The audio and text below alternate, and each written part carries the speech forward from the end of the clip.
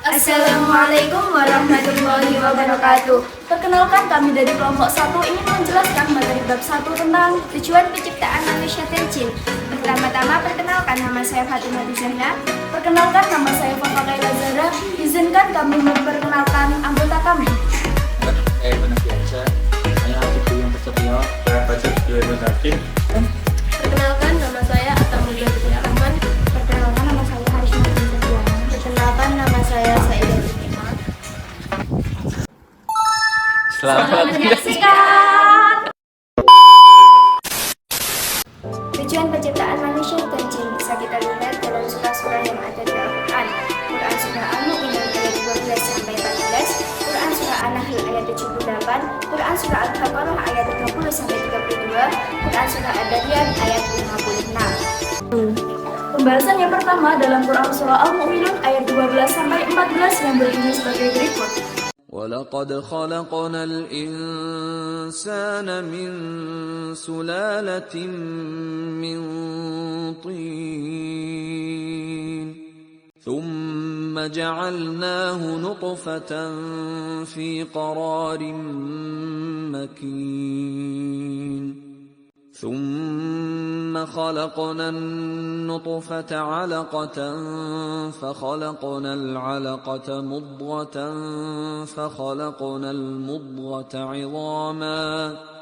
فخلقنا المضغة عظاما فكسونا العظام لحما ثم أنشأناه خلقا آخر فتبارك الله أحسن الخالقين.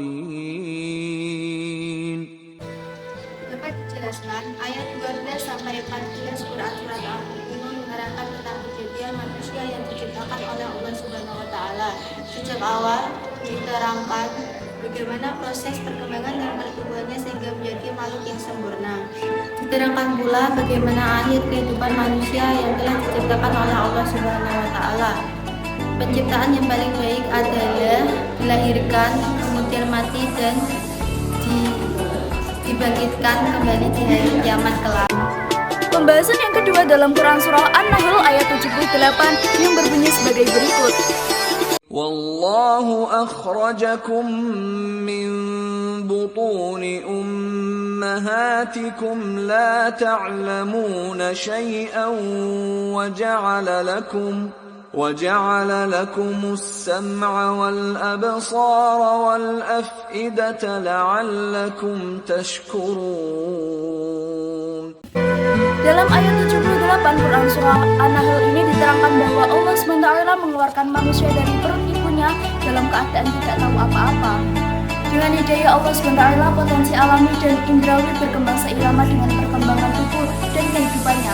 Manusia menjadi makhluk yang sempurna, dapat membedakan mana baik dan mana yang benar, mana yang buruk dan mana yang sesat. Pembahasan yang ketiga dalam Quran surah Al-Baqarah ayat 30 sampai 32 yang berbunyi sebagai berikut.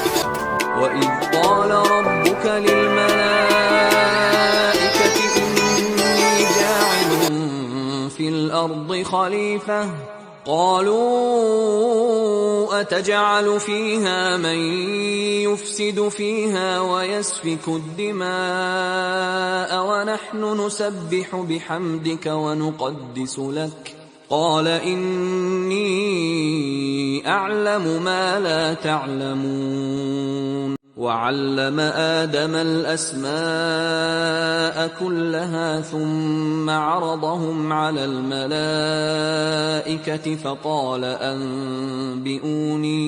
فقال أنبئوني بأسماء هؤلاء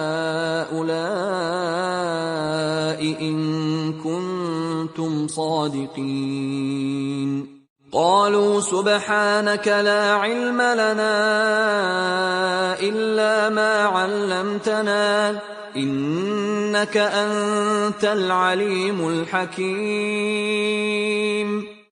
Ayat ini menjelaskan bahwa kekhalifahan terdiri dari wewenang yang dianugerahkan oleh Allah SWT. Manusia yang serai tugas ialah Adam alaihissalam dan anak cucunya serta lelah yang kita lewati ini, yakni bumi kita ini. Dengan demikian, kekhalifahan mengharuskan makhluk yang diberi tugas itu untuk menjalankan tugasnya sesuai dengan kehendak Allah. Jika tidak sesuai dengan kelak akan terjadi pelanggaran. Pembahasan yang terakhir dalam Quran Surah Al-Dhariyat ayat 56 yang berbunyi sebagai berikut. وَمَا خَلَقْتُ الْجِنَّ وَالْإِنسَ إِلَّا لِيَعْبُدُونَ.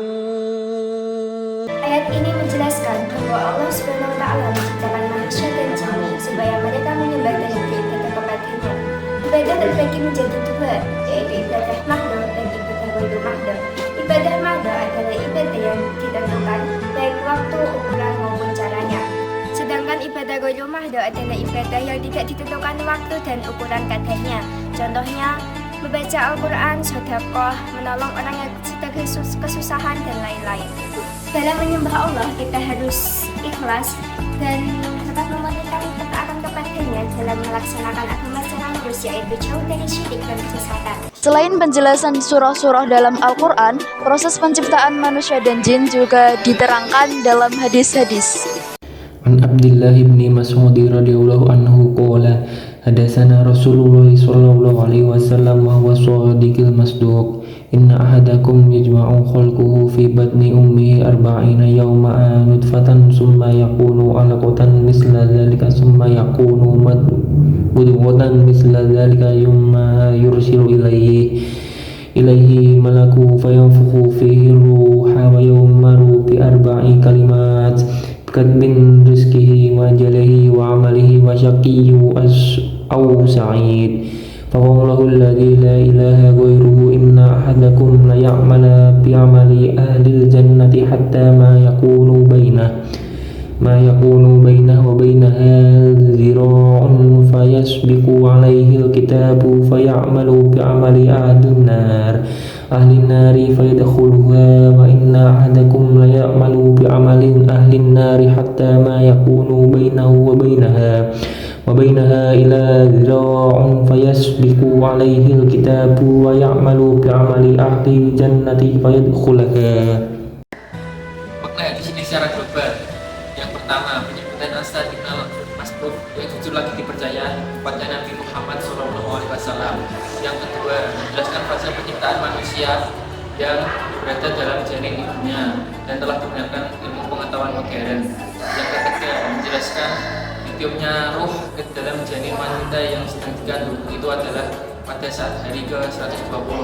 Yang keempat, menjelaskan adanya malaikat yang bertugas untuk mengirimkannya roh. Mu'adz bin Jabal qala kuntu inda Rasulillah sallallahu alaihi wasallam ala himarin yuqalu lahu ufarun qala faqala ya Mu'adz hal tadri haqqallahi ala ibadihi wa ma haqqul ibadi ala Allahi qultu Allahu wa rasuluhu a'lamu qala fa inna haqqallahi 'alal ibadi an ya'buduhu wa la yusyriku bihi syai'an wa haqqul ibadi 'ala Allahi azza wa jalla an la yu'adziba man la yusyriku bihi syai'an fa qultu ya Rasulullah afala ubashiru bihin nas qala la tubashirhum fayattakilu.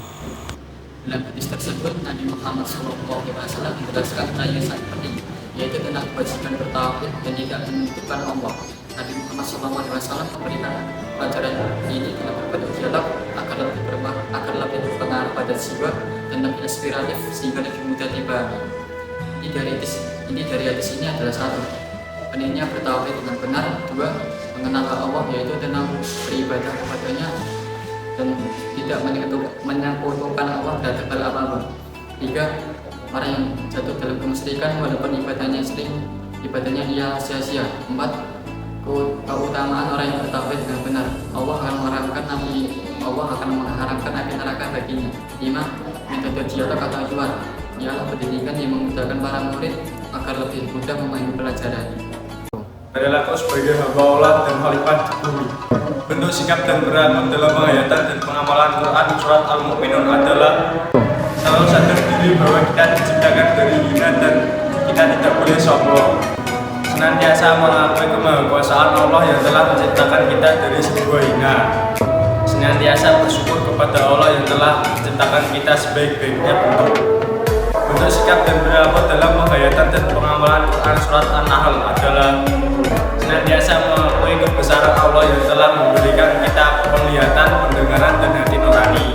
Selalu bersyukur kepada Allah yang telah memberikan kita pendengaran, penglihatan, dan hati nurani. Bentuk sikap dan perilaku dalam penghayatan dan pengamalan Quran Surat Al-Baqarah adalah senantiasa mendiskusikan segala sesuatu dengan orang lain sebelum diputuskan. Senantiasa menerima dengan lapang dada.